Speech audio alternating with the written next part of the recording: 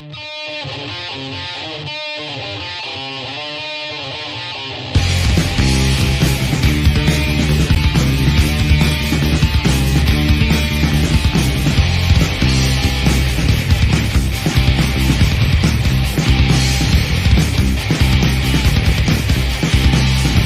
do you scream at me? Why do you think that it's free? It's not a choice made by me. Once we fall, soon you'll see. When I looked into your eyes, I can see we need to change our lives. Let me in, then we both win. But not knowing that you're killing me. This silence, this building, tearing me fearfully. This silence, this building, tearing me. I'm screaming.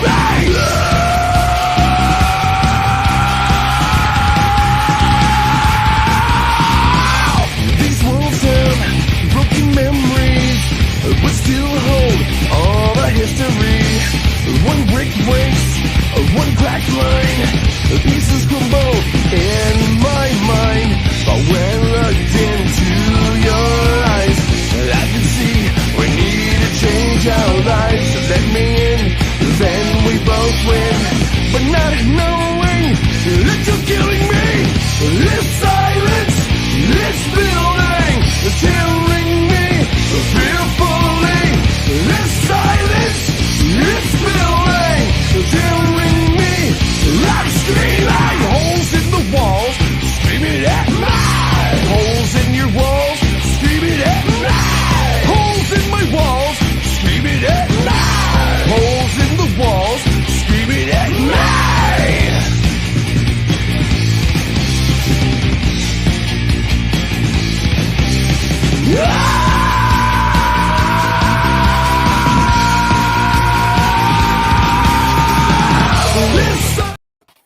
Welcome to the Sunday Night hanging right here on, well, Sundays. Makes sense. You know, it was easier than changing the name of the show. Just have it on Sundays. I'm Ben. Please, comment, subscribe, share. I don't know. If you're watching on replay, please comment. Please comment. We need someone other than Martin commenting on the replays. I'm just saying. Tonight, I have my good friend, Charles Greene, returning. We're going to talk about his guitars. He's got some build things going on, tinkering, if you will, as well as he's got a couple of stories, including the Vince Neil story. The Vince Neil story, better than any story you'll hear from Vince himself, guaranteed, because, well, Charles has a better memory than Vince. I'm just saying. That's what it is. How you doing, my friend? It's good to see you guys. How is everybody? I'm looking at the chat, Ben. I have a lot of people here. There's a lot of people. Cool. Wow. Let's see. Yeah, who do we have in here? We've got Joe Hervey 84, Kid Shred, Gretsch Zeppelin. Gretsch, my knees hurt. Brother?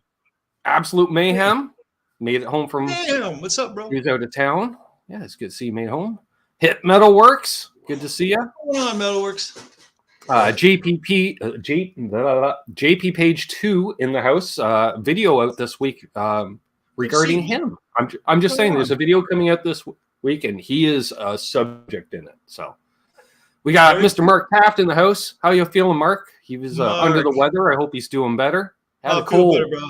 Feel better, man. He called me the other day, Charles. He goes, "Hello, Ben. I don't know if you can tell, but I have a cold." And I'm like, I can tell. He's got something. He's got something, man. Yeah, there's something going on there. That's messed up. Octopus Ears, Guitar Man 45, yeah, Zach it's good to see you guys. Guitar Man. Holly Lewis in the house. Great to see Holly. What's going on, sweetheart? Ferd Burfel, Symmetry, Scott Brockway, Trevor, Ryan Hall, Casey Ryan. Lee. Good to see you. Hey, what's going on? It's good to see you. It says, I got a big question. I bought a 94 Fender Mim Squire Series. Nothing wrong with those guitars. Great guitars. Nothing wrong with them at all. Nope. Tim Thomas, Blackjack Guitar, all day, all night. Patrick Trate, Michael Krause, OU812, Fruitcake Tony. Wow, everybody in the house. Thomas Santiago. Thomas. Playing a different team tonight. Right on, man. Mad Raj, RJ the Mad One. Raj, what's going on, Okay. man? Let's see. Terry's 3Gs, Lawrence Cash, Charles Terry. 75N, Hey, Charles. Eric Warrington, Martian Murray. Wow. Hey, guys. Wow. A lot of names I've never heard before, Ben. Every time I come on, it's always names I've never heard before. Graphite and Cigars, one of our newer members. Hey, right on, brother. Mark Severson. He says Charles Greene is an encyclopedia of LA rock scene of 80s. Again, that's only because he has a better memory than some. Good to see you, Mark. Right on, bro. It's good to see you. Yeah. Dave Chase. Dave, right on, man. All right, I'm going to go down the bottom because they were just talking up a store because they just could not wait for this to get started. Like Cool Tunes Made Easy's here.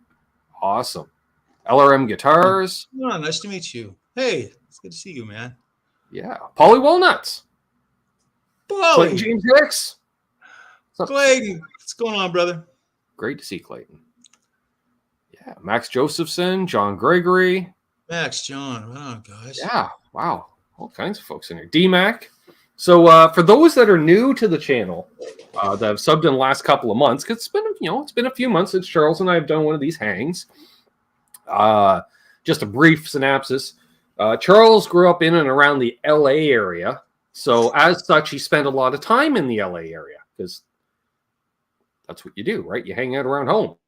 And as such, did a variety, I'll say not just one thing, but a variety of things for was Mario and his son, who owned the whiskey amongst other ventures.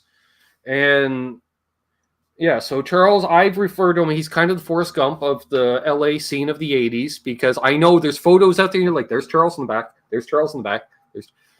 He's been around, he's witnessed stuff, is what I'm saying, and he's got a few stories to tell. So if you enjoyed tonight's show, check out the previous episodes if you haven't already. I think we've got a catalog of about 10 hours of content together, Charles, at this point. Is that true? Wow. Yeah. That's cool.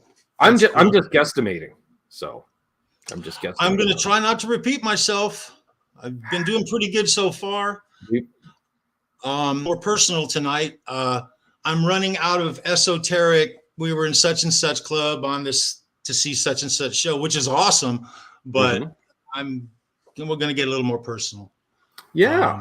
They were tight. Of course, if you have any questions for us, ask away. Yeah, absolutely. You guys. Charles 75N says, sometimes I wonder if Charles is reading from the book he's already written. When he is down to 2 stories, he will then release the book for us to buy. Exactly. There's all the stories which are available. Hey, look, since Charles is right here in our face right now, how good is this work? How awesome is this fabric work that he's kicking out in the community? Holy shit. I wish he was here with us right now. We'll do this in the future. We'll do it on the next Zoom, and I'll be there. This Wednesday. Some questions about certain things. I would like to get a Strat body. Mm-hmm. I'm thinking about an ash body for a Strat in the future, not right away. I've got another build I'm doing right now, actually, with Neil. But I want to get an ash Strat body, and I want to use like a concert T-shirt or a couple of concert T-shirts from my favorite band, and maybe in some way, and we'll talk about it. But if it's possible to do it with a specific type of blend of cotton or something, maybe a poly cotton blend or something, we'll get into it. But that's what I'm looking into right now with Charles. I'm going to admit I was doing an off-air hang with Charles the other night, and I did broach the subject to him just to see if it's feasible. Not only is it feasible, he quite welcomes and loves the idea. He is, especially when I mentioned the old school tour shirt where you had the list of dates on the back, and if you're putting that on the back of the guitar, and I can just see him. He's like, yes. Now, would you possibly do a hardtail Strat for something like that, so you have that much surface area on the back? Even no, it'll have a full Floyd. And the Floyd will be open. The cavity will be open. So the end result may have to, be a little bit of finesse artwork by him, and he may have to think outside the box a little on it. And this is a couple of months down the road. This is nothing immediate. And I haven't actually even spoken to Charles about this. I've spoken to Ben about this more than I have the guy who I want to actually do the work, but that's how we roll around here. Yep. And but I'm thinking, there's a motley crew is what I'm thinking of, and I've got a specific year and tour in mind, and maybe a blend of a couple of shirts from that tour year, front and back. It'll have to be strategically placed. It'll be one of a kind. We could all do this. It'll be really cool. And Charles isn't busy. He doesn't have to worry about it. Just give him all the work he needs. I'm joking. Mark, giving you a salutation. He says, "It's great seeing you again, Charles." Mark, it's good to see you too, man. I know you're one of Mark's favorite guests on the channel. I'm just saying, every time I get together, he goes, he's either talking about the last time you're on or when's he coming back. Yeah, Mark's always really cool, man. I like hearing from Mark, man. Mark's all right. Hey, Nelson Rodriguez in the house. Nelson, dude, it's good to see you, bro. Good to see you, man. So that's my like thoughts on Charles and this work he's doing. I was just watching him. He posted a video very recently, working out. He just did, and yes, we can. So there you go. Considering you've consulted him, he listened, and he's like, "Oh yeah, we can do that." Nice. He was showing his video on how to do binding work properly. Binding works, to some people who may not know it, binding work is. There's a difference between good binding work and crappy binding work. There really is. And the finished result is night and day sometimes. He does beautiful binding work, and he's showing all the tricks and techniques, things that some guys maybe wouldn't even want. It scares me when you're using acetone as an adhesive, essentially, because you're just melting it all together. So that scares me. You're fusing one surface to another with it. It's a trip, isn't it? Very interesting. I'm very, very, I'm anxious. I can't wait to get into that. It'll be a couple of months down the road, but yeah, man, that'll be really cool. Cool. Let's see here. And I think I did see a question. Let me just scroll back here. Let's see. All Day, All Night says, I have an old 1985 Tele body that was never built into a guitar. It sat in the basement of a Bay Area music store until I bought it 2 years ago. It would be a great candidate for a fabric wrap. Yes. And I bet you tonally it'd still sound great because that wood's been just sitting and sitting and sitting. So that's like, that's vintage wood. Well, not vintage, but old. Got Dylan Washburn in the house. Good to see Dylan. And Richard Nagamitsu. Hey, guys, welcome. So you're getting a ridiculously high percentage of Teles, Charles. Makes sense. I'm noticing that.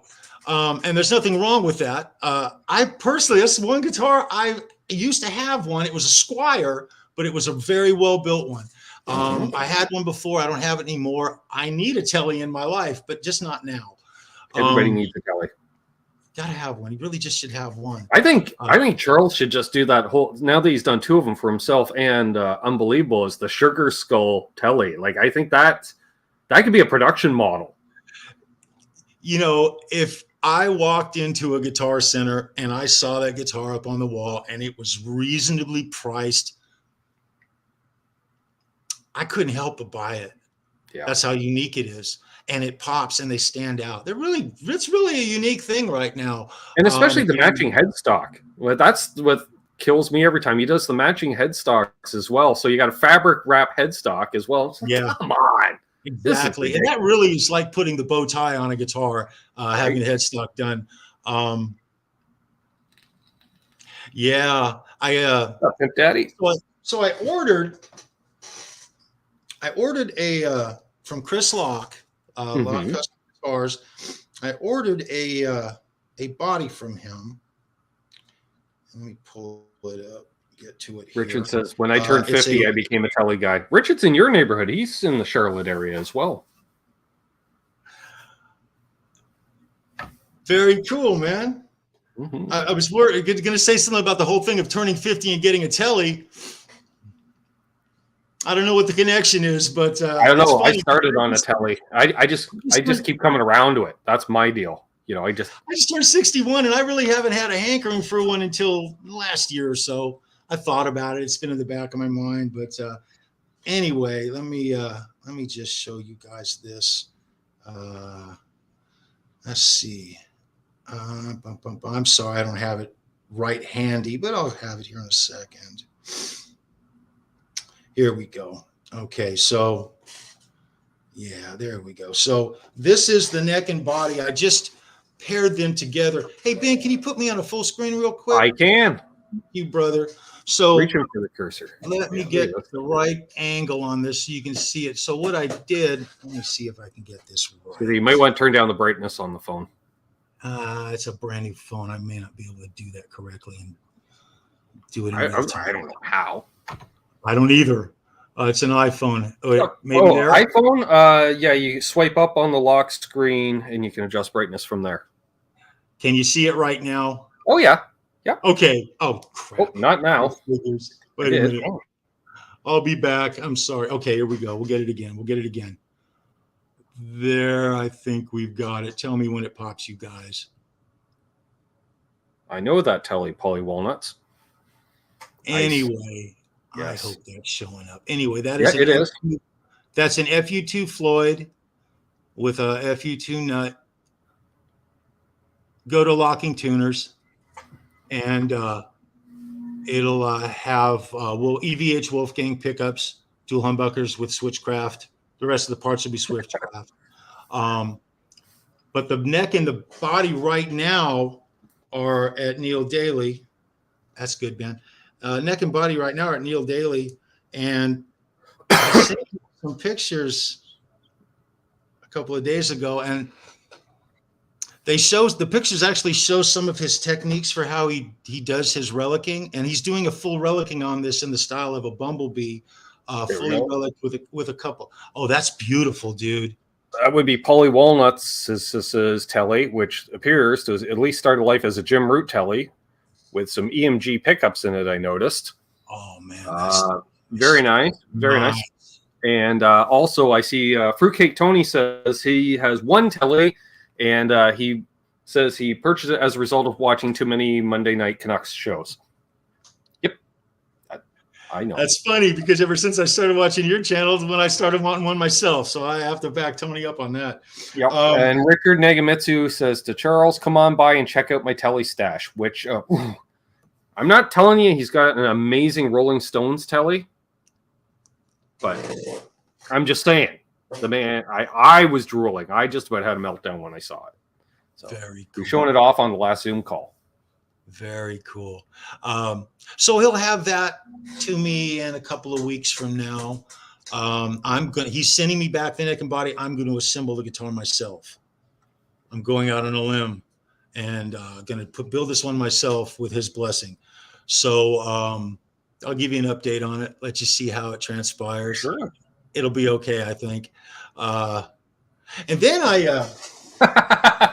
I just read Pimp Daddy says, I kept asking myself, why does everyone have a Tele but me? Now I know. Yep. That's right, Dave. Daytona next Sunday. This is Tele Country around here. And Ferd Burford said, happy birthday to me. New guitar day tomorrow. I ordered a Squire Strat on the Sweetwater Gear Exchange. Awesome. Well, that's cool, Ferd. Happy birthday. What did he order specifically? What did you order? Yeah, Squire Strat. Squire Strats nowadays, Nothing they wrong are with that. spec'd out really, really good, and they are so moddable. And you can nowadays you don't have to mod them. You know, back in the day, even recently, it's just a few years ago, you had to kind of mod these factory production guitars. No matter what price, no matter what, you had to mod it to some degree. Yeah, generally minimum tuners and or pickups at the minimum. And that is not the case anymore. It is not. You can always upgrade. But I played a Squire a couple of months ago. It was an Indonesian built from that factory. You know the one I'm talking about that builds all the great Squires. You couldn't tell it wasn't a Strat unless you really knew. Yep. Spec'd a little bit differently, but it felt very Strat-like, and it played wonderfully. You didn't have to be a pro to appreciate the guitar, and for a beginning guitar for anybody, holy moly, you can't beat it. Mark. Yet. Yeah. Mark says I'm another guy who doesn't own a Tele yet. Not exactly yet. Yeah, we're getting on the bandwagon, man. Paul McNary and the Cats, Christopher Live Sala, Gear Junkie 35, and Herb of Fireside Studios. Right on, you guys. Right on, man. Music Right Therapy on. Laz. Oh, hey, a shout out to Laz. I watched your setup video. Right. The one you did today. I don't know if you guys caught that or not. That was a lot of fun, man. That was a lot of fun. I enjoyed the heck out of that, Laz. I haven't caught that yet. I was busy when it was live today. I got to catch that on replay. I did. What did I see? Okay. Yep. I think. Oh, Paul Leonard Ewing in the house as well. Mm-hmm. Very cool. There we go. Welcome, bro. Yeah. Wow. Good crowd. 59 people. Hit the like if you haven't already. iRock Zed Blues in the house. Right on, iRock. Right on, man. Nice. So I modded this RG. You know, this one I'd had before. I got an aftermarket pit guard. Right. Put a Seymour Duncan Invader in it. But it had the original trim, which is an Edge. It's the Ibanez Edge. There's 3 versions to the Edge. One is just the Edge. The other is the Edge Pro, I think, and the other's an Edge Pro Plus, I believe. I might have that a little bit wrong. But they do vary in grade of quality. This guitar came with the middle of the road. And even though I've played Ibanez's that had the Edge in it, even the top end Edge Pro, I think it's called the Pro Plus. I could have that wrong. Edge Pro, yeah, I think. They held tuning really well. I'm a Floyd Rose guy. That's what I've learned to use. And if I don't have that, it feels differently than other trim systems. It does. Taylor doesn't feel the same. So off the bat, it's not that I had a negative experience with it, but with this particular guitar, it would not stay in tune correctly. A little bit. Just to the point where you would have to do a little tweak here and there every few minutes. That's become unacceptable. And I'm sure it's unacceptable in your world. Well, it is unacceptable in my world now. So I did modifications to this. But the best mod that I did, and it kind of surprised me, I didn't expect this. This is an FU2 Floyd from FU Tone. The pole pieces on the Ibanez Edge are the same as a Floyd Rose, a traditional Floyd. And so the retrofit on this was 15 minutes. 15 minutes to pull the old one out and pop a new one in. Beautiful. And I used, I put the trim stop, I put the FU2 trim stop on it. So it only dumps, it doesn't float, which tremendously helps with tuning stability anyway. It does. The FU2 Floyd, you don't even have to do an upgrade. You can put an FU2 Floyd right out of the box, just a standard build on a full floating trim system, and it will tune stable. You can intonate it and it will keep its tuning for the most part just fine. We like to upgrade things. We all do that. We all want to tweak it and tinker with it and upgrade it. That's what we do. So it doesn't matter. We're going to tweak it and play with it anyway. I mean, Ben, you are the absolute quintessential tinkerer on YouTube. You've got it on the bench. That was one of the things I used to. That's what got me into you, to be perfectly honest from the beginning. What's on the bench, Anyway, I'm so happy with this guitar right now. It is spot on right. It keeps tuned perfectly. And it's an Ibanez. It has the Wizard 2 neck on it, which is a spectacular neck. It's a compound radius, ultra thin. They're all thin. Ibanez necks are pretty much thin, and that's what they're known for. I was really happy with this upgrade. Really happy with it. And we got a couple of guitars in the works working right now. It's really good for the community, you guys. Really good. Oh, yeah. Want to welcome in Kurt 5150. Kurt, tuning in during the halftime. Apparently, Super Bowl, which will explain, our viewers went up. Makes sense. Somebody else snuck in here too around the same time. BC Rich 581's here. Nice. Hey, BC Rich, good to see you. Presley, California Customs. Yeah. Oh, and River Docs. Speaking of River Docs, River Docs, aka Doc, will be on next Sunday. He'll be coming on for the hang. Nice. I've been a little busy, Charles. For the first time in, I don't know, years, I'm booked like almost a month and a half out. Like we've got River Docs next week, Then we've got Lawrence from LPD Pedals coming on. And then the week after that, we've got RJ Ronquillo coming on. And then the week after that, we got Rob Cunningham from Daddario coming on. Wow, you've got a great lineup. Who's after that, Ben? Then I'm waiting on a confirmation. And then the last Sunday in March, we have Charles 75N and Randy Crooks coming on because Randy's going to be down there picking up his custom telly. And so we're going to have him on talking about that. So, yeah, I'm almost looking into April at this point. What's up, Josh Tamberg? Hey, that whole flying by the seat of your pants thing, you got to have to let that go, man. I go one way or the other, right? Like, there's been more than one Sunday. Like, who's on next Sunday? I'm like, pick out random person in the chat. Hey, want to come on next Sunday?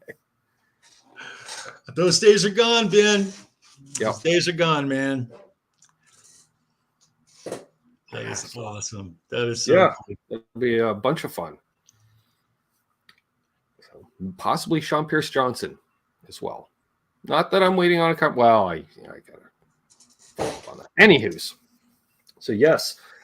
So thanks everybody that's been tuning in tonight. We've got a great crowd in here. So Vince Neil, Charles, we have a Vince Neil story. Yeah. So the Vince Neil story. Yeah. So it's about let's say 3 months. Okay, remember the last I think the last show or the show before the last one I was on, I was talking about Perkins Palace. They did a show at Perkins Palace and they had sold it out. It was I considered to be the show that really kind of broke them. They kind of broke at that moment, even though they still hadn't done the Santa Monica Civic, which really definitively was their biggest break.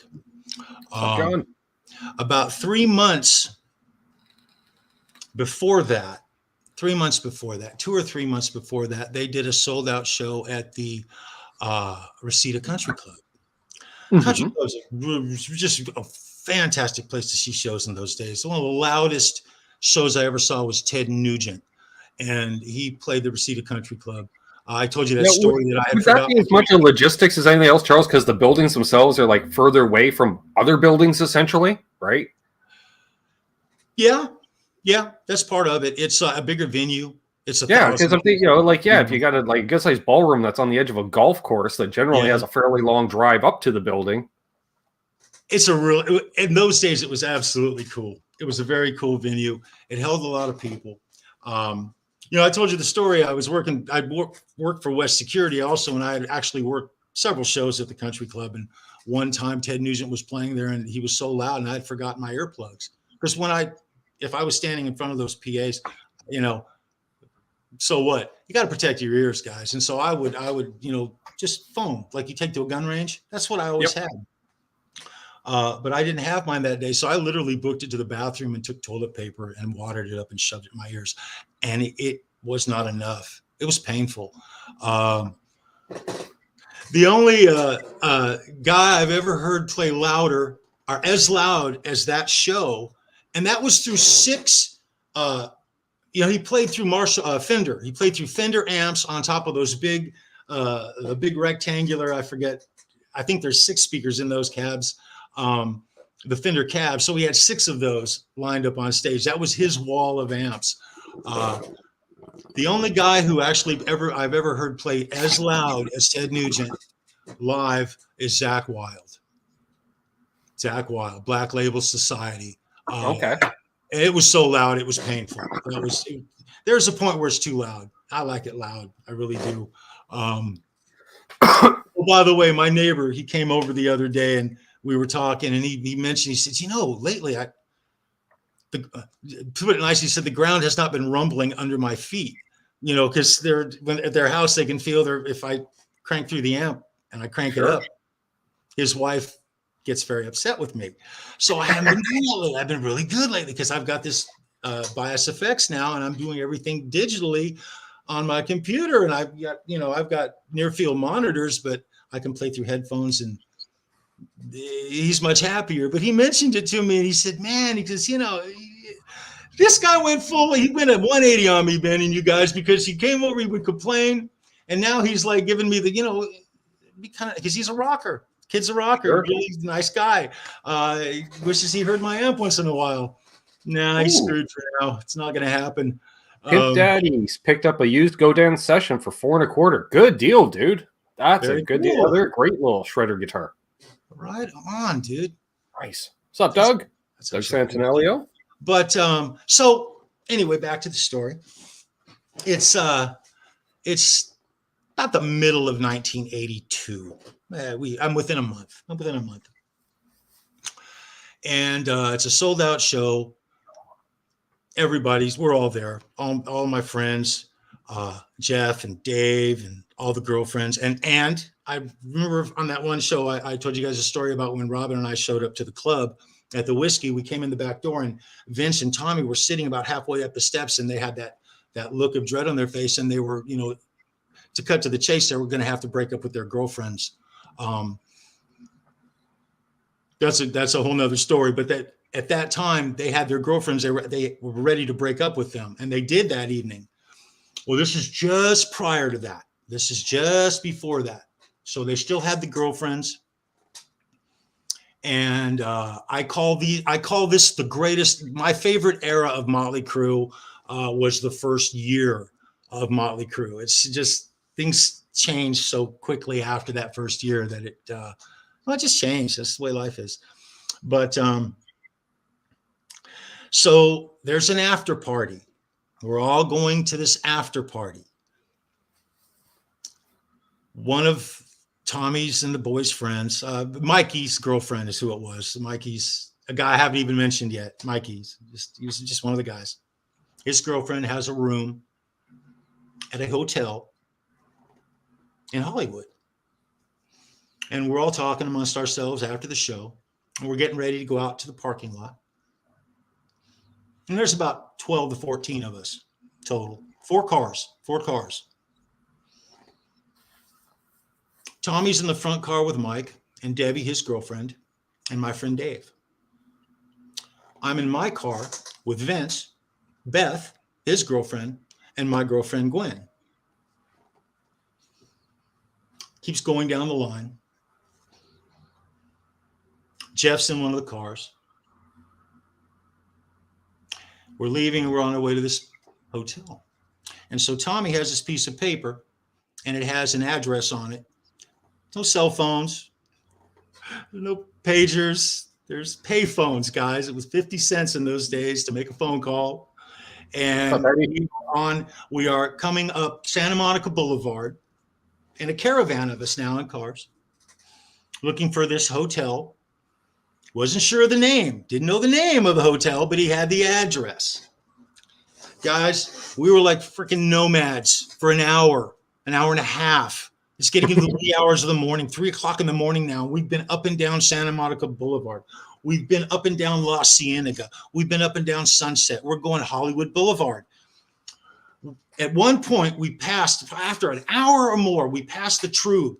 And I look at Vince and I said, fuck Vince, I said.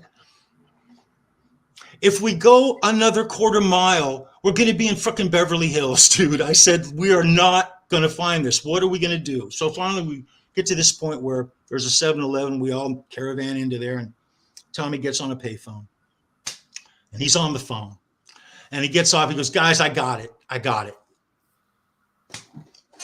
So we go to Hollywood Boulevard, and we go to trying to think of the name of that damn place, called the Roosevelt, I think is what it was, the Roosevelt Hotel on Hollywood Boulevard in Hollywood. Mm-hmm. And so we finally get to the hotel. Guys, I use the word hotel. When you think of a hotel, you think of like a high rise, maybe 5, 6, 8 stories, hotel. Not when you called it the Roosevelt, Charles, because I've never seen a nice hotel called the Roosevelt. Usually it's a very old. Very old. Yeah, very old traditional, like walk up. Well, it's kind of a horseshoe, but really just a big rectangle of rooms with a big swimming pool right in the middle. But it's very nice. It was very clean, and it's a bona fide hotel. I imagine it's probably still around today. I would imagine so. It's an iconic place. It's been there forever. And but they never saw us coming, guys. Now look, I'm going to admit to some sort of borderline illegal shit right here, and just bear with me. We're all friends here. Just forgive me for what I'm about to tell you. Okay? Keep it to ourselves. Yeah. So, well, we get parked. We make our way up. We get in there. There's the 15, 16, 18 people in this hotel room. And I think of a motel more than a hotel, and then you kind of get the vibe. Just a little more spacious. And at this one point, now it's 4:00 in the morning. There's, not only is there not a lifeguard, there's no swimming after 10 o'clock, but we didn't care. We were getting in the pool. We were making more noise than nowadays. This would not have been tolerated. We'd gone to jail. Okay. I just say that we were making a lot of noise. We didn't know, the hotel room was not getting trashed, but it was being treated a little rough.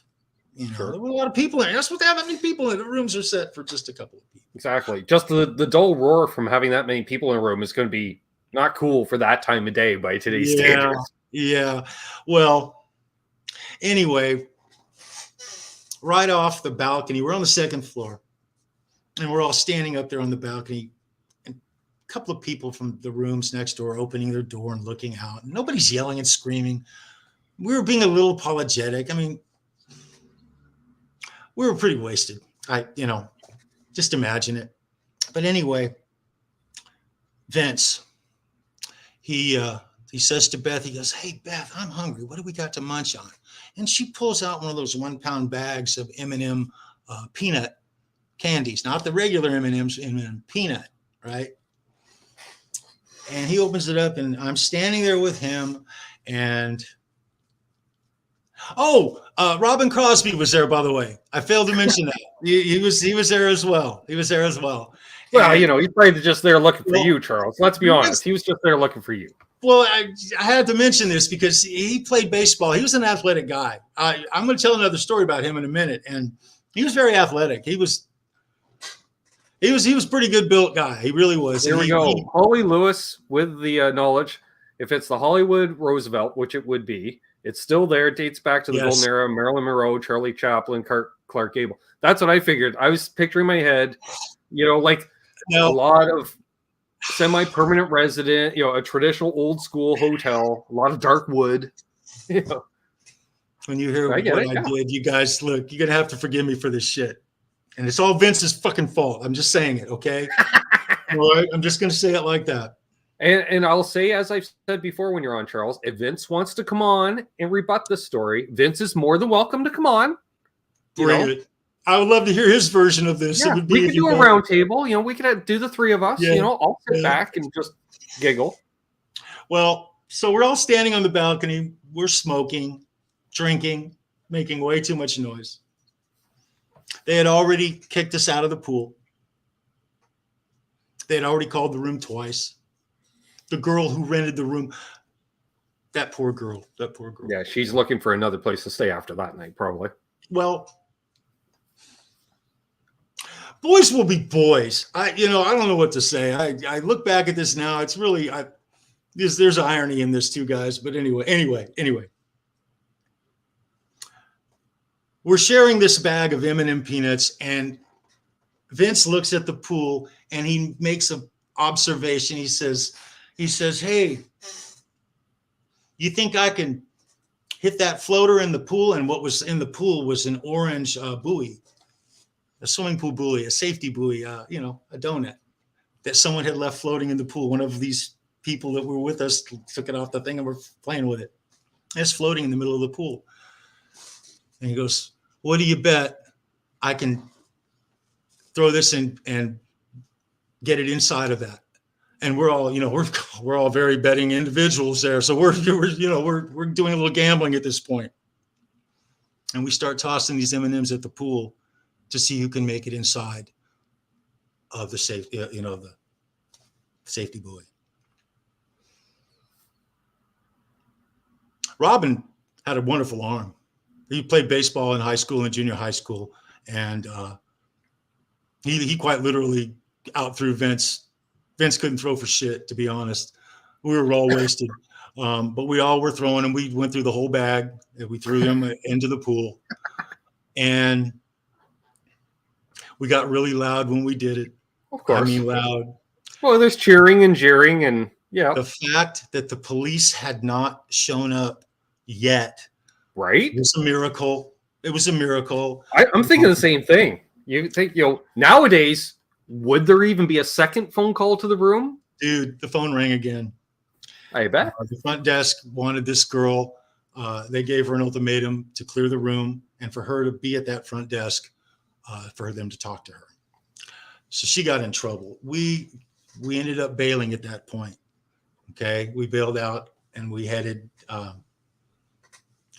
Cantor's Deli for an early morning breakfast after that.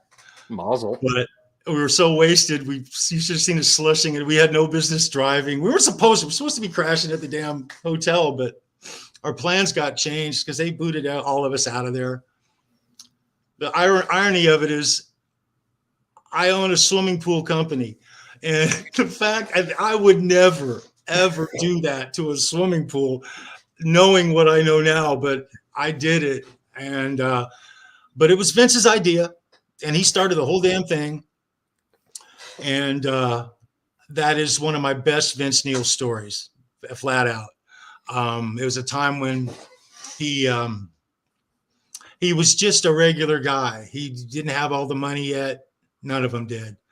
And, but they were very popular. And their reputation, I mean, they're partiers. When we all drank, we all did. It was a different time and a place. I would have gone to prison for some of the shit I was doing. Quite literally, quite honestly. But you live, you learn. And if you live long enough, you hopefully get through it and get smart, Hobo Roadie says, I used to eat a lot at Cantor's. Dude, so Cantor's. So here's what we ate. Here's what we ate. Now, you'll know what I'm talking about, Hobo Roadie. They have baked beans on the back line. Baked beans, the best baked beans on the planet Earth. I swear to you. And if you will get them, it doesn't come on the menu. Beans and Franks. Okay. Mario's nephew used to call them beanie weenies. That's what his thing was to get at Cantor's Deli. He's the guy who got me into it. Mm-hmm. But Robin and I were already into it. Okay. And we hit that place and it was all of us sitting in three booths, all filled up. The majority of us eating beans and Franks, beanie weenies. They take kosher hot dogs. They slice them on a bias, saute them, get them golden brown, and then just throw them into it. And they bring it to you in a piping hot carafe. Best flipping meal you'll ever have. Cantor's Deli. I'm a fan of the beans and weenies for sure. Oh, yeah, outstanding. I would totally, especially after night of drinking. Totally, yes, please. Yeah. Yeah, but that's a Vince story. I mean, got into trouble. Now he's got a whole lot of more stories about hotel rooms and this and that and the other thing. They've thrown TV. Oh, okay. Thanks, Tony. You say Cantor's Deli booth on the back of the first GNR album. That's exactly right. Okay. And to this day, Tracy Guns is still best friends, and I can't remember his name, but the son of the owner of Cantor's, he's probably the owner now. They were best friends many times. An early morning, I'm talking 3:30, 4 o'clock in the morning, we'd be sitting in there and a young Tracy Guns would come just pouncing into the place. Young. Right. Just real cool memories. Because he was in that next group behind. He was the next wave. Yes. Yeah. And I did see a question earlier in the show. I forget who asked it, and it was, I don't know, like half an hour ago. But any interactions with Lemmy? Lemmy was very nice. Lemmy tolerated me. I fanboyed out a little bit more with him than I did, not like I did with Ozzy. I lost my shit with Ozzy. I did. I was stupid. Very unprofessional. I really was. But Lemmy was really nice because, see, when I was there, he was a fixture at the Rainbow. Yeah. And he was really a fixture on the Sunset Strip, and he was an icon. He was an icon. But when I was there, he would be in the Rainbow Club when they weren't touring, but in those days, Motorhead was touring all over the world all the time. Yeah. All the time. And so he would show up. Now, I can remember a lot of times, half a dozen or more, when he would be in town off touring and we would hear, hey, Lemmy's at the Rainbow, because he was a permanent fixture there. Just he wasn't there as much as he was in his later years. Right. The last decade of his life is where he made his mark, his foundation, the statue in the Rainbow Club. So this is pre that, but it's not pre Lemmy.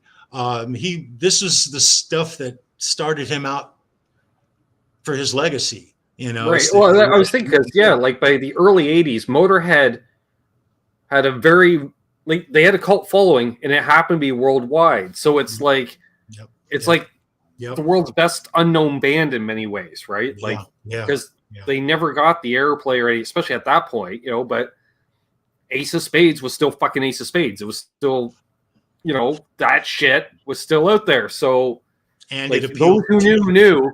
Three genres, Ben. It appealed to the punks, it appealed to the rockers, and it appealed to the metalheads. Yep.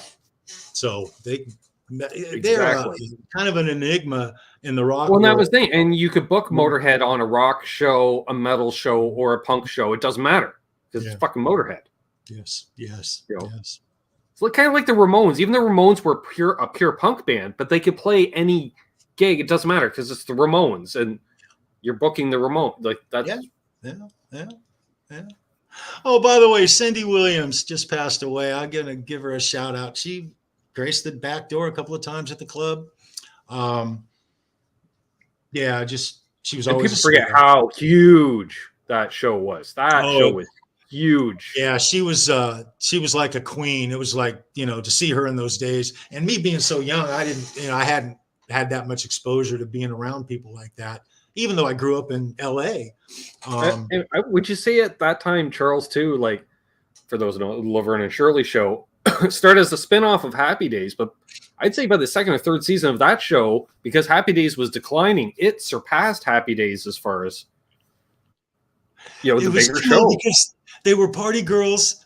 A lot of it was innuendos as to just how cool they were, and they worked in a brewery, which was cool, especially to a 20-year-old kid. I mean, it was cool. It was cool, but she was always gracious and just so sweet and kind.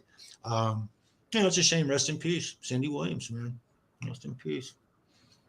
Fruitcake Tony asks, Ben, what's your take on John 5 in Motley Crue? Well, so Charles, we've had conversations regarding this going back quite a while. So should I make public my observations over the last 8 months? Because I'm pretty sure John 5's been playing with Motley Crue for about 8 months now. So I have no problem with it. Go for it. Yeah. Rumors. I have no official confirmation, but I had heard that there had been a ghost player basically for the whole arena tour for Mick, just in case, if nothing, you know, quick on the fader situation if needed. But there was somebody backstage playing a lot of his stuff. And I had suspected it was John 5 because he's one of the best chameleon guitar players out there. And that was my assumption. And I'm not saying John 5 happened to have a lot of solo gigs and clubs in similar areas to where Motley was touring. Symmetry, Trev in the chat there. He was talking about when he went to see Motley Crue in Vancouver. Guess who else was playing in town that week, Charles? John 5. Really? What yeah. Imagine that, eh? Imagine that. Just saying. So I don't really have a problem with it because I think John would, you know, if you want to go see it, you know, like, let's be honest, you know, nobody's on their A+ game at this point, you know. Now, granted, there's a lateral move because they were young, Charles, young and good and full of energy, but probably fucked up. But now, older, a little slower, but sober. So it's going to be just as good a show, but it's a diminishing return every year. Like, I don't know about you, but, you know, you get up certain days, you're like, oof, you know, I'm a little sore. And, you know, I thought Mick, when they retired the first time years ago, I thought he looked like death warmed over. So I'm okay with it. A miracle he came back. I didn't expect it. Yeah, exactly. So, yeah. I had heard rumors and stuff already to the effect, and so Charles and because Charles had seen the tour last year, and that was my first question. I'm like, how did Mick's tone sound? And he's like, pretty good. When I was watching him, I could see everything, and I wasn't wasted or anything. I hadn't been drinking really heavy or anything, so I was pretty in tune on everything going on, and I was very happy he was playing. I could tell he was playing. I can tell, so I could tell he was playing. But it's interesting. John 5's awesome, and so they. I don't like to keep it going. Like, not to mention Charles. Like, how many bands? It's only like 2 original members, anyways. Most of our favorite band, the majority of the bands, you're not seeing original members due to, most of the time they're passed away at this point, or they quit the band 25 years ago, and that's why the band split up and it's been reformed, whatever. Or we've got multiple iterations of the same band touring. I'm looking at you, Queensryche and Great White, and at times Rat. So I don't know what would be the difference if, like I get like a lot of people saying, heart and soul, but they're not making any new material. You're going to hear the hits, so you might as well hear them done right. And I don't know, Vince's vocals aren't exactly on point. It's kind of like, dare I say, seeing Van Halen in the last few years. You're going to see the band and David do his shtick, but you're not expecting to hear a Pavarotti type vocal performance at a David Lee Roth. Sure. Cheers, Rock Daddy. I kind of get the vibe that John 5 has been in the background with Motley Crue for even longer than a year now. And that this may have actually, you don't do a world tour like this or you just don't, do a tour like this and not have a backup. Mm-hmm. You just don't. And maybe Mick's health is worse than we even, have heard. Possibly there's things that we just don't know. Well, I guarantee he was doing it for the money. And I don't blame him either, because remember merchandising, marketing, the whole rock game. Having Mick standing up there is still better than John 5 if everything is cool. Yeah, the original band. So it's not Motley Crue. We're not watching Motley Crue now. What we're watching is a major portion of Motley Crue playing Motley Crue songs with one of the best damn guitar players on the planet, who just happens to be a really interesting fit. That's kind of my thing on it. He's an interesting fit because he's an interesting guy.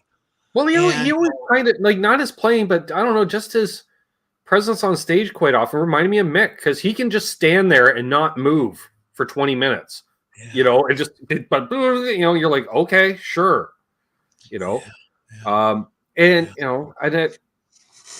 rock stars are rich in today's world and some aren't. And I know Mick Mars went through a bad divorce at a time when he could afford to have a bad divorce, but then the music industry imploded. So, and as much as we all love Motley Crue, we're not exactly spending a lot of money outside of concerts, Charles. Like, we're not going out and buying Motley Crue CDs, and stuff like that. So there's not that, and so touring is it. And I'm not saying he was, broke or anything, but you're living a certain lifestyle, and then it's like, hey, do you want to go out and make a shit ton of money every night because we're doing the A+ level concert experience because we want to do the throwback to arenas? So, we're going to throw a lot of money out there to make it happen, but the return on investment, if we sell out these shows, you're getting paid. Okay. Remember the early reports for like 6 months ago when the stadium tour was going, and guys were coming on saying, they're playing the backing tracks. I heard a lead guitar backing track playing while Mick was playing. That was probably John 5 in the background playing, or whoever it was. I kind of hope it was John 5. That just adds to the whole mystique of the whole thing. I wish those boys the best. I wish Mick just forever, to live forever, wish them nothing but the best. I want to see them, and anything that they put out, I want to hear it, period. And we talked about this before. Well, maybe we didn't talk about this before, but we talked about it recently. Mick has solo projects that have been in the can for like a decade. Yep. So let's hope that his health holds out. Including, I do believe, a collaboration with John Five. Yes, yes. And so there's all this really great stuff. Good to see you, man. I anticipate the next generation, the next rebirth of Mick Mars to come out, hopefully for the next decade of his music. Even if he went into like a producer type situation, or like guys do, like Nicky's done it with it, like put his hands on a band. Fred Durst did it, with JJ actually. Like they get into not necessarily back in the day you would have started your own label and then done that, but now just simple, I want a mentor, advisor, producer, manager type thing. Like, yeah, I think that'd be great. Like, we're going in to record an album. We love Motley Crue and we want that edge. Well, Mick has ears. He doesn't need to actually adjust the faders, but you're like, yep, that's it. I'd totally be down for that. Yeah. I guess, interesting enough, one of the funny things I'm noticing, my kids, as they're growing up, they exposed me to a couple of generations of music. That too, Tony. That I would probably not have experienced or embraced at all had I not been around them. Probably would have just let it go. But and vice versa, I've been dragging them to all kinds of concerts, right? Mm-hmm. And so last night I was supposed to go to Journey and Toto in Greensboro. It's just a little jaunt away from here. And I worked until like 7:30 last night. And so I couldn't go. I missed it. And so she's there and she's sending me videos, Hold the Line. She got the whole video for me, got me a t-shirt and things like that.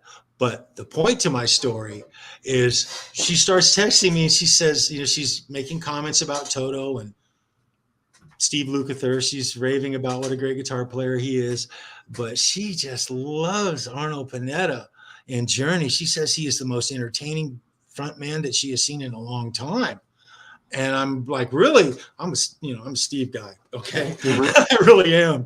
And, but she says the other guys are getting old and they're planetary. They're not moving, but she says that he is just all over the place. And he can compensate for the rest of the band by doing that. She said his voice was spectacular. She thoroughly enjoyed it.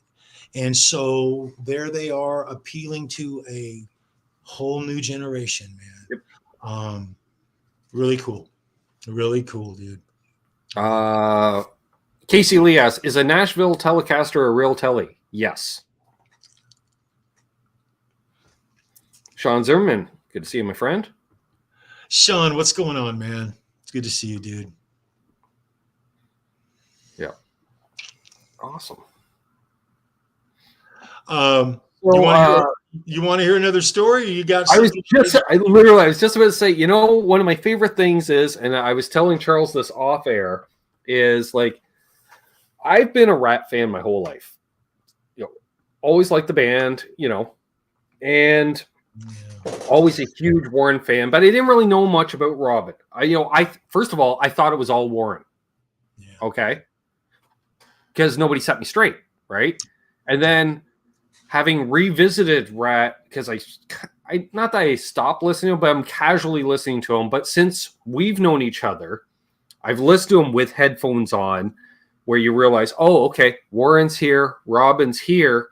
Hey, wait a minute, Charles, they're not just fading the lead back and forth. They're trading off licks. Ah, okay. Mm-hmm. And then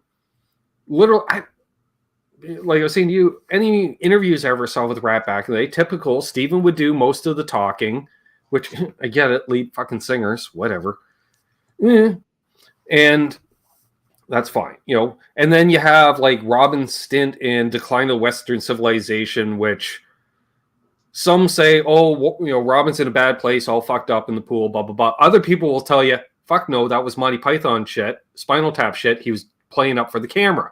Mm-hmm. So there's that. So you don't know, and that's kind of the only exposure I had to him. But us having hung out and I'm hearing these stories about Robin Crosby, I realized, cool dude. Like I regret that I didn't get to know him, even though, you say about a lot of rock stars. No, but on a personal level, he seems like he was a cool guy. He was incredible. You know? He was incredible. And, so that's why, when you said you want to hear another story, I'm like, yes. And that's one of the things. I'd love to hear a Robin Crosby story, even though he made a brief cameo in the last story. This is not a club story. This is not, they played some of this. It's just a personal story of interaction. What's up, Doug? Robin Crosby to Warren DeMartini is the equivalent of Glenn Tipton to KK Downing. That's kind of the way I look at it. Mm-hmm. You don't get the was it Chris Holmes, Patrick Swayze? See, again, like I haven't seen that movie since the 80s, so, and that's been a lot of lifestyle choices ago. A lot. Well, basically all the lifestyle choices. And you really, if you take the combination of Warren and Robin and you take one of them out, the band does not sound the same. And it was the same way with Priest.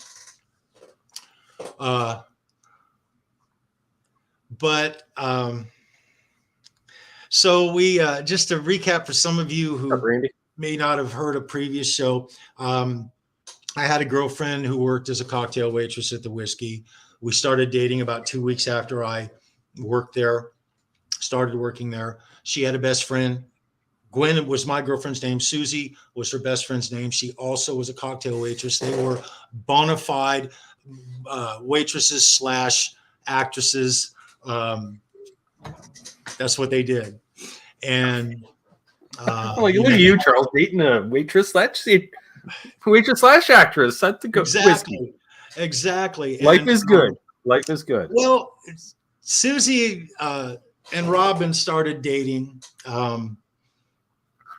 for about a year. It was about a year, and it was primarily through all of 1981, a little towards the end of 80. It was October, November. They were messing around a little bit, but we spent a lot of time. But they had an apartment off Larrabee, which is just a couple of blocks away from where the Whiskey was. They were club girls. They worked in the Starwood. They had worked at Gazzari's, the Trube. I mean, they had made the rounds. And so it's getting towards Christmas. And it's quite cold in California at this time. It's very cold. It was a cold winter. By cold, California standards. He's telling to a Canadian, cold. By California standards, it was a cold winter. I used to race motocross. I was into it really heavy from junior high school, going to the high desert and riding motorcycles, primarily 2 strokes, some 4 strokes, but we would literally have like this base camp in the middle of the high desert, about 30 miles from Lancaster, California. The property was owned by David's dad. Their family owned it, several acres. We went there for years. That was like one of our things we did, as kids. Mm-hmm. And so one weekend coming up, it's, I think it was about a week before Christmas, 1981. To the best of my recollection, I'm within about a week. The club would have been closed for a few days for Christmas. And I had not, at that time, I hadn't been riding in months because I had a new girlfriend and I had a new job working the Whiskey, and I just kind of had fallen out of it. But my buddies and shit, they were all still going. Nothing changed in my normal world. Just once I started working the Whiskey and everything, and I was getting a little older, I unplugged myself from that, and I started, dating and working, but it was time for me to go ride. Okay. I needed to go ride, and the girls needed to get some sun and get out. Not warmth, but just to get out, because to be honest, for that whole year, I was a flipping vampire, you guys. They were vampires. Sure. We woke up when the sun was going down, and we went to bed when the sun was coming up. Oh, you're working night. After you do that for 6 months, it's just, you're a nocturnal person, and it's just a flip. It's interesting. If you haven't lived it or done shift work, you may not understand it, but most of us probably have. You get this. So anyway, the girls want to go. Gwen wants to go with me up there because she's been hearing me tell stories about Dave's dad's property and this, that, and the other thing.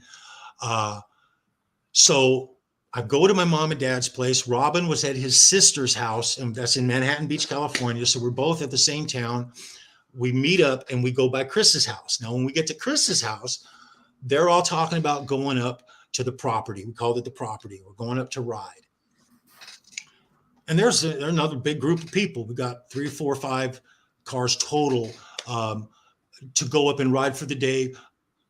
I wasn't going to plan on spending the night. We were going to ride up that night, ride overnight. It's about 3 hours drive up above Gorman to take it changes to Highway 5 where you see the Gorman exit. Instead of going to Gorman, you go to Lancaster, and it immediately turns from mountains to big hills to smaller foothills to the high desert. Anyway, we all come up with a plan, but I'm not going to drive.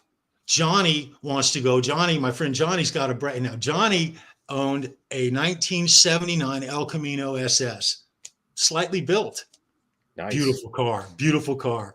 And I'm not going to go through all of it, but it ends up that Gwen is tired, my girlfriend, and Johnny wants to ride with his girlfriend in her Dodge Dart. Now, she's got a Dodge Dart, but it was a nice Dodge Dart. It had been worked on. It was kind of fancy, little rotted up. It was a cool little ride. It was a cool little ride. Remember what I said. So we all it's about 2:00 in the morning, 2:30. Well, it wasn't quite that late yet. It's probably 1:00 at this time. We've got the dirt bikes loaded. 2 bikes are on Johnny's El Camino.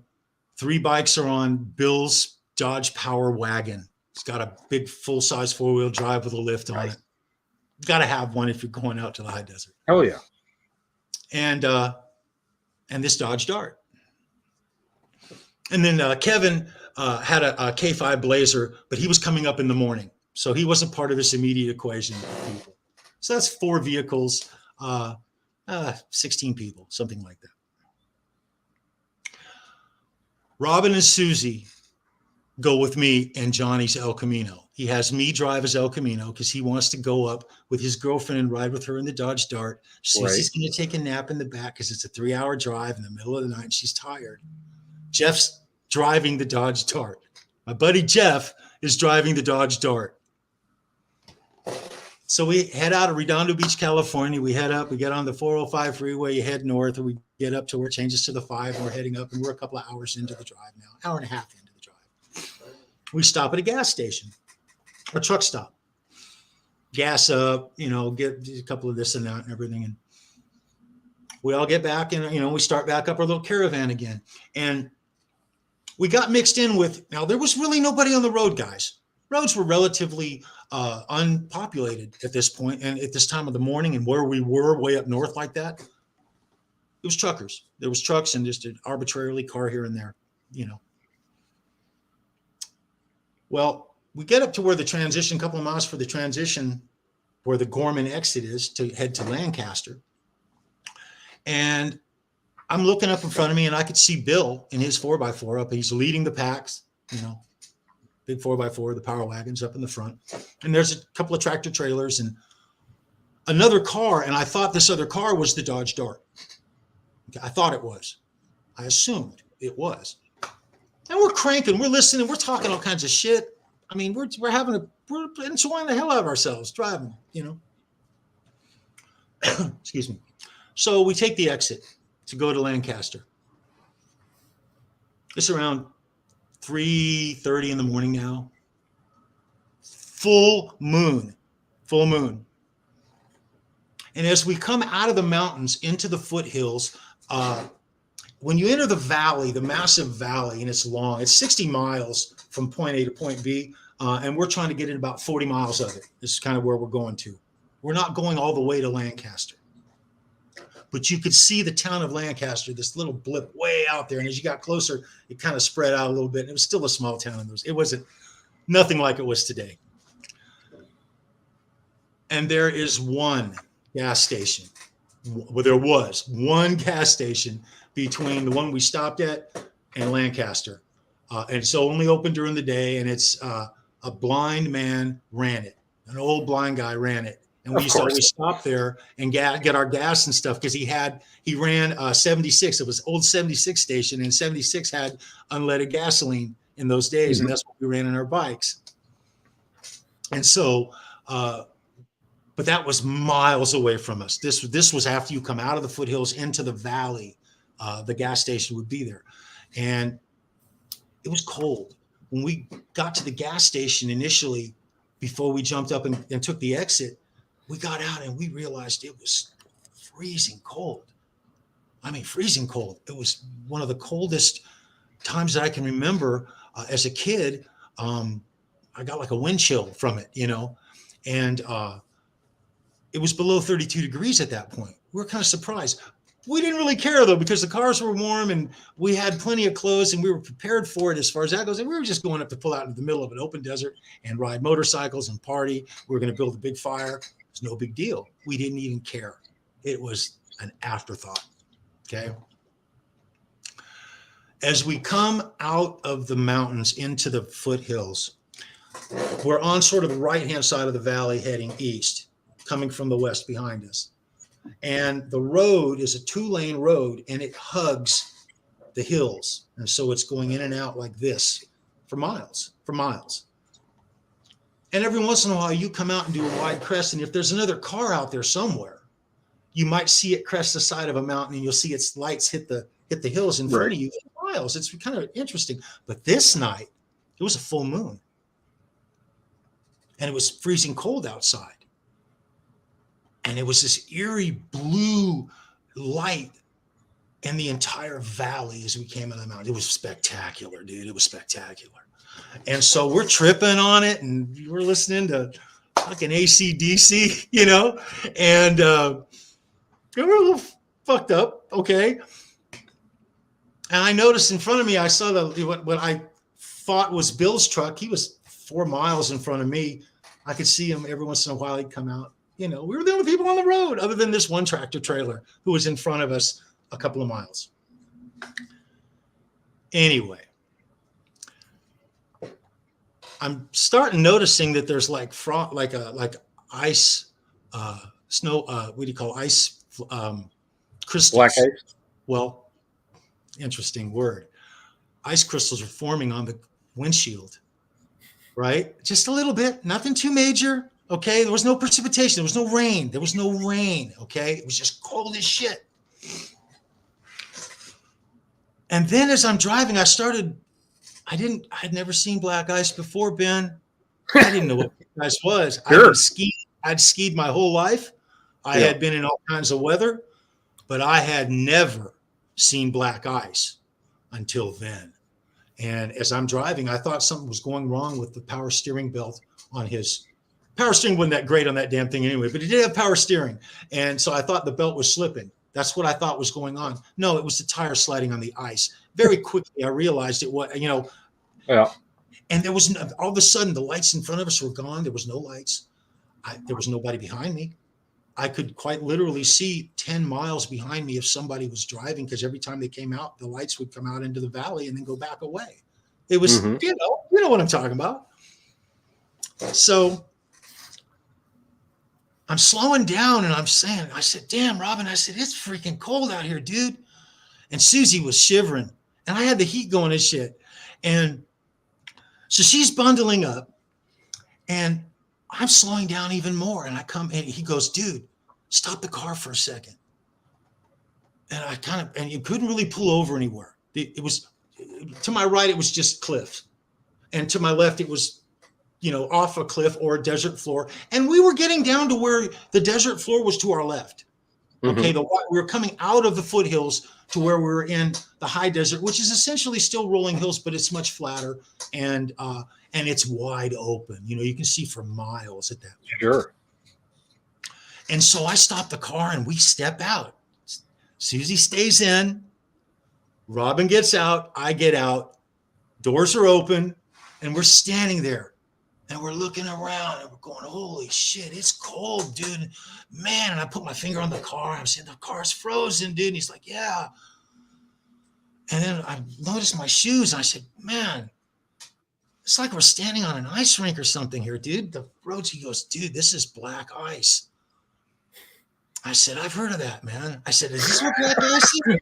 I can't help but giggle as a Canadian. Robin goes, yeah. And I said, dude, and I'm joking with him. And we're standing there talking shit. Two fucking California boys. Standing there, we're laughing, just laughing, you guys, laughing. I turn around and I hear this sound in my ear. It's a fucking car. Okay. It's the Dodge Dart. It's my friend Jeff. He turned his headlights off to get the full illumination of the moonlight, and was driving with his headlights off because he could. It was that lit. It was that lit up. Yep. And he was unaware of the black ice at this point. He'd driven into it just like I did. Right. They came around one of the turns and they were 75 yards away from us, going 60 miles an hour. Okay. I heard him lock it up. Robin immediately grabbed Susie and drug her out of the car that fast. I ran towards their car, waving my arms. It was moonlit night. They saw me. They saw me real fast. Their headlights come on. I could hear the brakes. I could hear him applying the brakes, and as they were breaking free, and there was no lockup, there was no squealing of any lockup tires. Guys, at 60 miles an hour, coming at us from now what was 40 yards away, 30 yards away on a 2-lane road at 4-something in the morning, at 60 miles an hour, this car started to do 180. Yep. And as they came past me and Robin and Susie at about 4.5 feet away from us, going backwards at this point, backwards. I looked right in the car as they went past us. We all did. And I could see fucking Jeff, his hands were in the air. He had no control of the car. He gave the fuck up. Okay. I'm sorry, Jeff. His hands were up in the air. I could hear Gwen screaming as they went by. They went off the road backwards down into the desert floor. We lost vision of them when they initially went off the road. They went out of our sight. You want to talk about an oh fuck moment. Okay. So me and Robin and Susie are screaming. We're screaming. We don't, in your mind. Yeah. That car's going like this. All right. So we run up to the edge of the road. We look off into the desert floor. A 1/4-mile stretch from both directions. It was 6 to 8 feet of a pretty drastic drop off, but it still wasn't like this. It had a drop off, but they were airborne. Okay. They went off and they were in the air, and it was a good 3 seconds it seemed like an eternity, at least a couple of seconds before I heard them make contact with the ground. But I couldn't see it. Okay. I couldn't see it. But when I got up to the edge and we were all looking, we took off down there immediately. Headlights are coming at us because their headlights are still on. They went about 40 yards out into the desert floor. They made a path. They cut a path through saguaro cactuses and fucking Joshua trees and the most fucking tumbleweeds you've ever seen. The clump behind the car was the size of a car. Okay. Yep. They got that. So we're still running up to the car. Their doors are flying open. And you want to talk about screaming? My girlfriend is motherfucking Jeff up one side, down the other. They're cussing each other out. Is anyone hurt? No one's hurt. Not a scratch on them. Nobody. Right? A couple of minutes to calm down. We're assessing the situation, and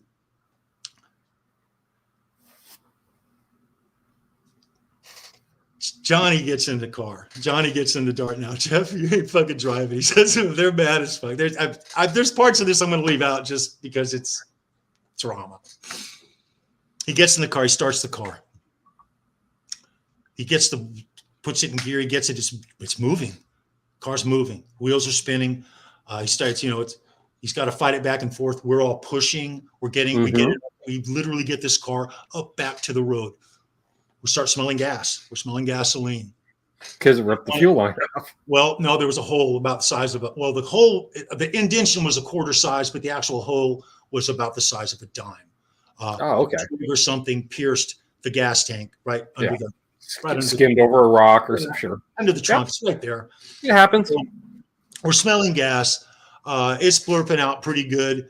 The sun is not up yet. It's funny. Last time I was out there, I told you the flat tire story in Topanga Canyon at night. I have another story with Robin of where we got broke down, and I'll tell you that another show though. For some reason, that's just the shit that we got into. But anyway, we get the car from the desert floor where it was. We managed to get it up towards the road, and he could get a good running start with it. He could get it back 30, 40 feet and get that sucker just, sending up a rooster tail, get it to want to get up that incline, but he couldn't crest it. He'd get up close and it would start to veer off and roll off every time because he had to come at it from an angle. He definitely couldn't do it straight because he had to come at it from an angle. So we messed with this for an hour or so trying to work it out. Chevy, a regular, one of those Blazer 2s, one of the smaller little 4-wheel drives, happened to have come by. A lady was on her way to work. It was just the first car we saw. She tried with our motorcycle tie downs. We used the tie downs to try to pull them out. It didn't work. We couldn't get them up and out of there. And then just after that, Bill with the 4-wheel drive came back looking for us. And he had a cable winch on the front. So he pulled him out in 5 minutes. He was out. Yeah. So we hadn't even made it to the freaking place to ride yet. And that's how our morning started out. Okay, guys. We took a stick and shoved it into the hole for the gas tank. He managed to keep it it was kind of low too, but he managed to keep about a quarter tank of gas. We quite literally, there was another 25 minutes to get to the campsite. We rode to that campsite. The sun was coming up. It had already come up by the time we got there, and we rode motorcycles all day. Straight up. No one got hurt. There was no more drama. It was one of the single coolest, Robin's a half-ass surfer. I'm going to say that. He is. I'm a half-ass surfer too, but he really was a half-ass surfer. But he could ride a freaking motorcycle pretty good. The thing about it is he didn't do that shit anymore. He was so conservative about the way he would get on that. He wasn't doing any crazy shit anybody else was doing because he had a career to look forward to. And he was cognitive of that the whole time. One time I changed the tire. You're smart. Let's be honest. That's a very smart decision. That was his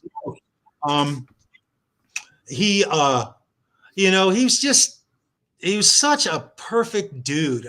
He's a guy's guy, obviously a ladies' man, but for instance, the first thing he did was grab Susie out of the car first.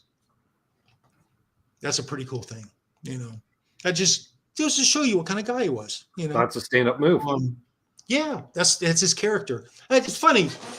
He and I hit it off immediately because we just so happened to live in the same town. It was unexpected that living in the same town was kind of unexpected. I didn't expect it. It's because his sister just happened to get married and move to the town I was living in. It was just the way things work. But getting to see him interact as a regular guy before the whole rock star king business was priceless. It was priceless. My very best memories are of Robin Crosby and interaction with my friends. No doubt. At an early age, Yeah. Well, you had some adventures, right? And those stick with you. Mm-hmm. That's for sure. Yeah. Yeah, I'm noticing apparently Dave Grohl just did a Canada-inspired Super Bowl commercial. Great. People multitasking. That's awesome. Well, we'll go a few more minutes here, folks. I hear somebody getting anxious upstairs, so he might need a hand with something. So we'll go a little bit longer. Any last-minute questions? We'll get one more story in, folks. Let's see who. We'll throw out some names in the chat, and we'll just see if one of them sticks with Charles that he has a story on. How about that, folks? And we'll definitely be doing this again because that's what we do. It's part of a series, which is me hanging here listening to Charles tell stories and making me giggle on occasion. And we get to hear the other side of the rock stars in some ways. as regular guy. Like say, everyone was broke and young and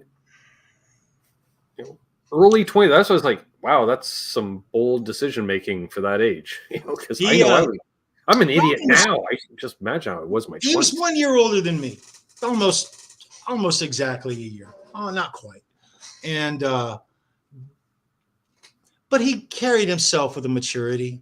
Our fathers were very similar, but he was more responsible than I was. I can say that without a doubt. Not that I was irresponsible, but sure, he was an example of responsibility. I mean, he really was. He got a lot of bad raps in later days, after he became the king and all that. But before that, his dad and mom raised him right. His dad taught, I think he was a science teacher. Yeah, he was a science teacher at Loyola High School. My dad taught business education at Maricosa High School. So our fathers did the same thing, sort of.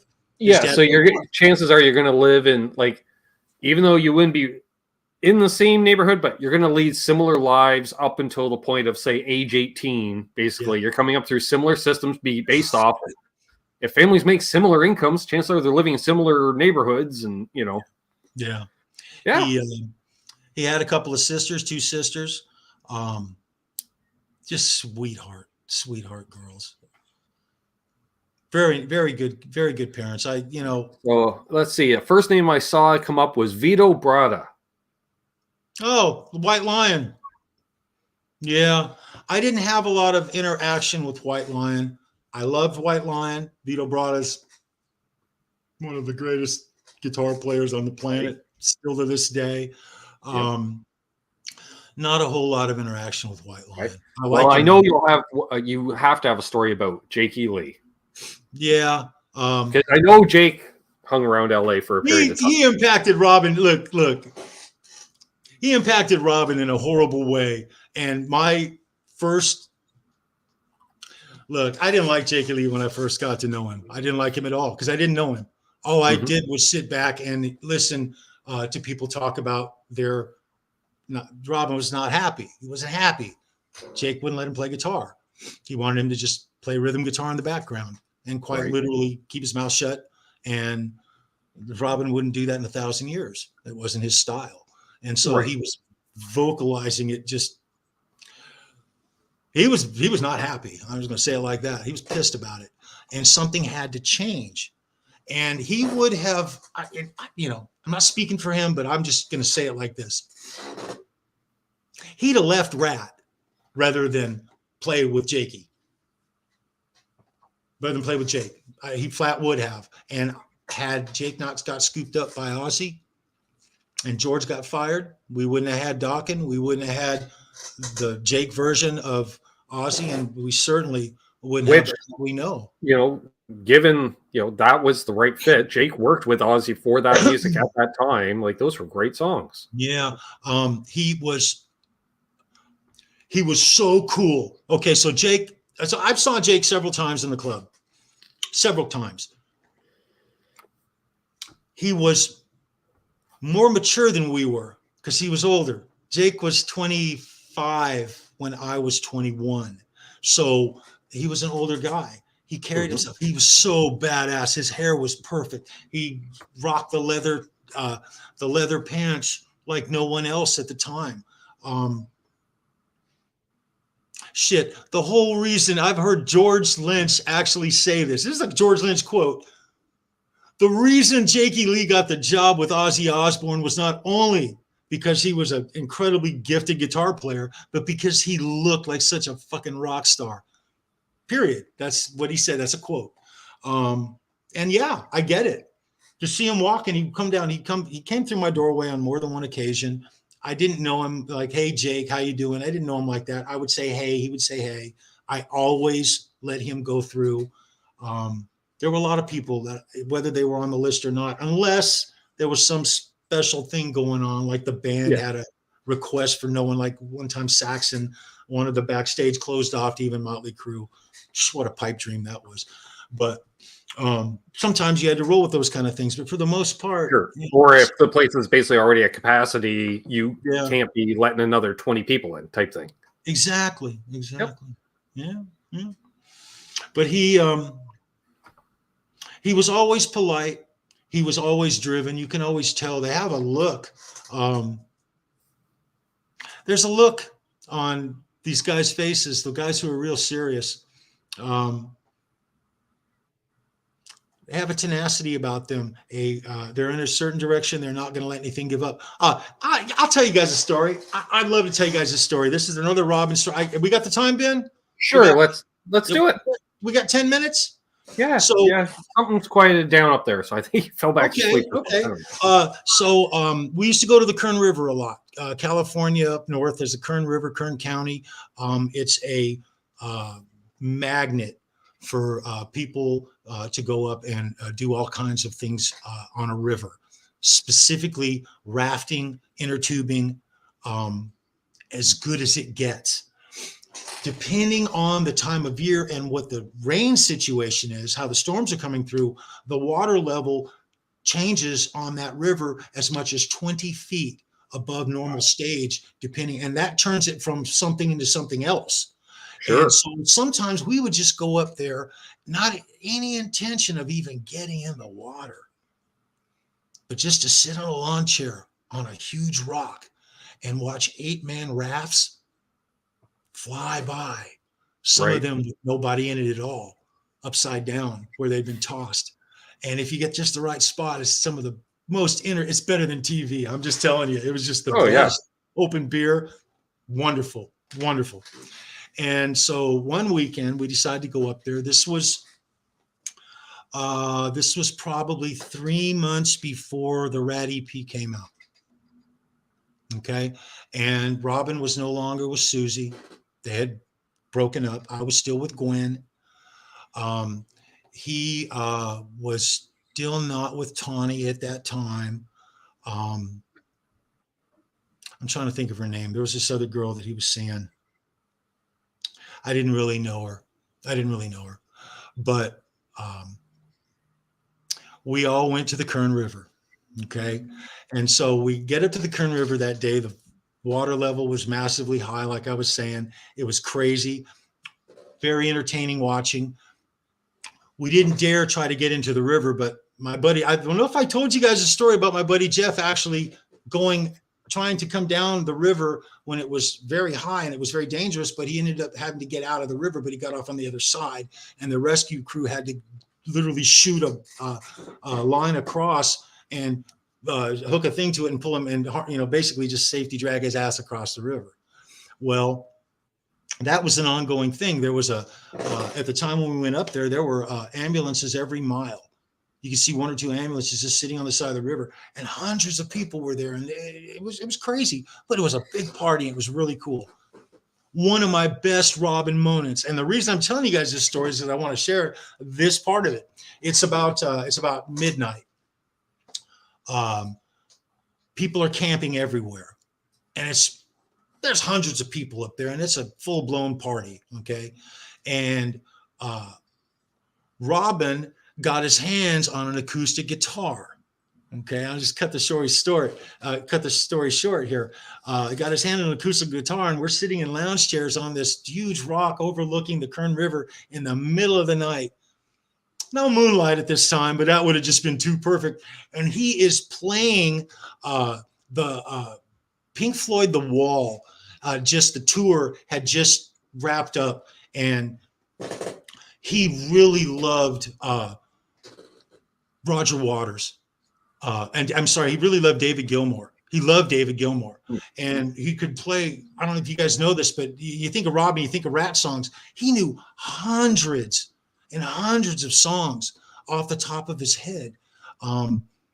Some of them he'd forgotten little sections too, but he'd mutter his way through them, and it was very impressive to get to watch him do that. But picture this, you guys. It's midnight. There's about 20 or 30 of us all in this huge circle around a bonfire the size of a car, and he's playing Comfortably Numb on the acoustic right there for all of us, note for note. Then when he got done doing that, and I don't know if you guys actually saw The Wall or not, but The Wall was, if you didn't get to see The Wall, you should watch it on the YouTube and get to see it. The very end of of the concert, Roger Waters he's dressed like a doctor, and he's standing on the stage, and the wall has just been completed. And you really don't pay that much attention to it because its completion hasn't really been brought to your awareness yet. You're all caught up in the music, and he's singing, and he hits that last note and sings his last word, and fucking David Gilmour just goes crazy off the top of the wall. He's backlit with a light. Single greatest Pink Floyd moment ever, period. But he played that song almost note for note for us in real time, along with about 100 other songs that night. And that's one of my very, very favorite Robin Crosby stories. And Right. things, have been involved in. It was incredible. Well, it'd be an interesting thing because you're hearing what did he feel like playing, right? Yeah. Not what he's getting paid to play. Exactly. Not what he's obligated to play. Yep. That's a rare occasion. Yeah. That's awesome. He was that kind of guy. That's Robin right there. We can't top that one tonight, folks. I'm just saying. No. That's Thank awesome. you so much for letting me come here and run my mouth to you guys. I really appreciate it. I love you guys. Yeah. Love you Great guys. time. And for some of you, I'm looking at you channel members and patrons. We're doing a Zoom hang this Wednesday, 7 p.m. Eastern. Got the confirmation during the show here. And if this guy's free, he'll be joining us on it. So just saying, I love the Zoom chats. if you want to come, click that join button down below if you haven't already. Who will be the next new channel member? That's the question. So, tomorrow night, I'll be back with Terry and Trev with Canucks with Guitars, live Q&A. Trev has a new guitar to show off. Nice. Yeah. It's awesome. Yeah. I like Trevor. Yeah, it's nice when your day job melds with your passion because, for those who don't know, he services coffee machines by day. Mm-hmm. Well, music stores have coffee machines too, and if you take care of them, they take care of you. Oh, I like that. That's all I'm saying. So that's all I'm saying on that. That's awesome. Yeah. So we'll be doing that. We got Soda Pop tasting this week, and I think I'll be doing a demo this week. Yeah, we got fresh strings on the Telecaster after last week's. So I string it. Yeah. I don't know. I'm just looking. What am I going to demo? I don't know. I got stuff back there. I can tomorrow night subject. Also, yes, we have a new segment debuting / returning. We had so much fun last week of me rating pedal boards that viewers from the chat or readers from the chat, I don't know, you guys send in photos of your pedal board and I'll take a gander at it and see if I have a meltdown like last week. That's just good YouTube, Ben. That's just good YouTube, brother. Yeah. So that'll be fun. So again, if you're new, please subscribe. And thanks everybody that tuned in tonight. You guys. Pre-Dominican show. Yeah. And apparently Tuesday night, NAS Canucks with Cousin Doug and myself will be talking about the clash that happened last week and previewing Daytona 500 because that's how that works. And Richard, we'll do that. Yeah. We'll take care of that. So on that note, he's been Charles. I've been Ben. Y'all been y'all. Because that's how it works. And hold those doors open. Let Doug's wife in heading in traffic because she needs to go somewhere to get away from Doug. Sure. Riff at the end. Perfect. And be good to each other. Happy tone chasing. And of course, don't litter. Charles, hang on the line, as they say. Peace, folks. Be well, you.